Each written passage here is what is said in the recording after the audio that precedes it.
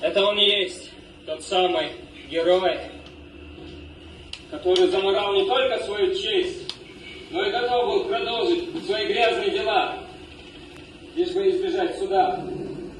Но правда на нашей стороне. И этот дьявол во плоти ответит за свои преступные деяния. Слушай, Андрей, ты кого защищаешь? Этих дикарей? Да вы хоть понимаете, что я убил девушку-снайпера? Она была наводчицей лесных братьев. Из-за нее полегли мои ребята. Слушай, ты... Я даже не знаю, как тебя назвать.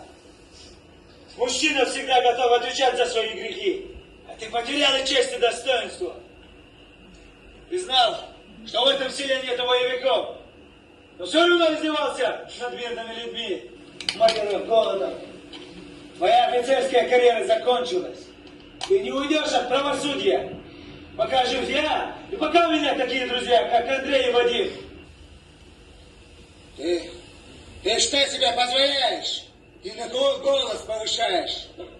Я офицер-полковник российской армии, и вы каждый ответите за оскорбление моей чести. О какой чести ты говоришь?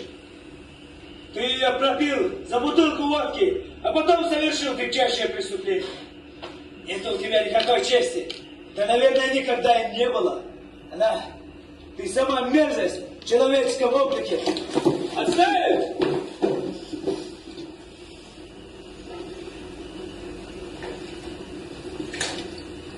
Если ты надеешься, что отведав девушку, сумеешь избежать суда, то ты глубоко заблуждаешься. Приговор подписал ты себе сам. Будь ты проклят! Стоять! Стоять! Ты должен понимать, если мы с Вадимом здесь, значит твой арест согласован наверху. Сдай оружие! Я не мог. Вы меня просто так не возьмете. Да, я убил эту девушку, но она не будет последней в моем послужном списке. Последним будешь ты, как организатор моей травли. В отличие от тебя, я никогда людей не убивал. Но ты будешь первым.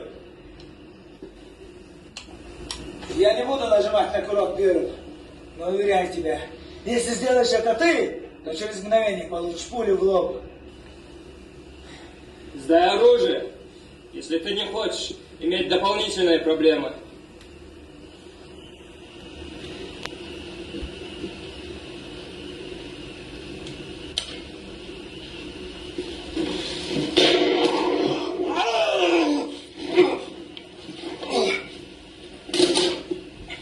Дешевый трюк. Вахид, ты понял, почему он ранил тебя? Потом будет показания давать, что ты в него стрелял и попал в ногу. А мы для чего здесь? Ты об этом подумал? Береги конечности. Пригодятся в тюремной камере. Ненавижу! Я тебя! Вести!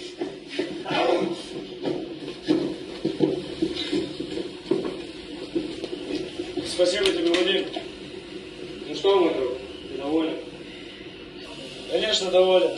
Без вашей помощи мы бы не задержали его. А если бы и задержали, то все обернулось бы против нас. Вместе мы сила. Отчаянный ты парень, Вахид. Теперь ты можешь с чистой совестью встретиться со своими земляками. Поехали вместе? Едем?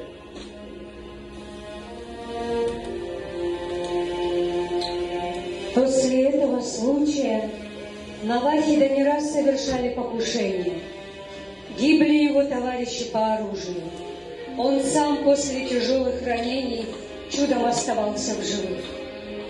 11 марта 2002 года на окраине родного села на него было совершено новое нападение. Сработал радиоуправляемый снаряд.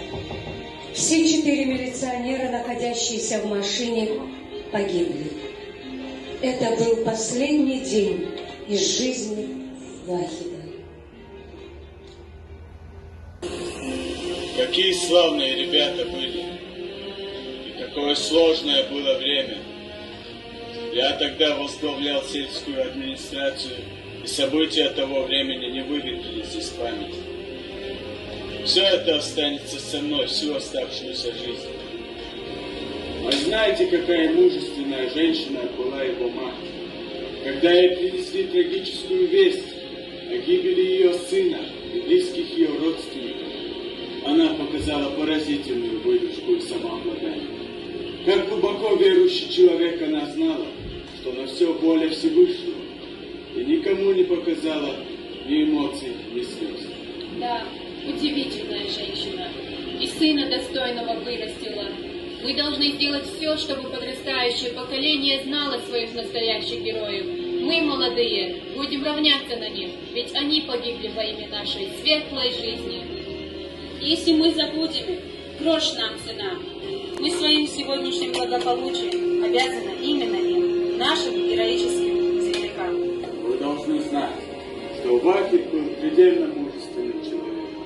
Он не был сыщиком, у него было другое направление – экономические преступления. Но мимо чудовищного преступления с убийством прекрасной девушки из нашего села он пройти не смог. Такие люди долго не живут, но они на все времена остаются в памяти людей. Это был рыцарь чести, рыцарь доблести, настоящий Хонов.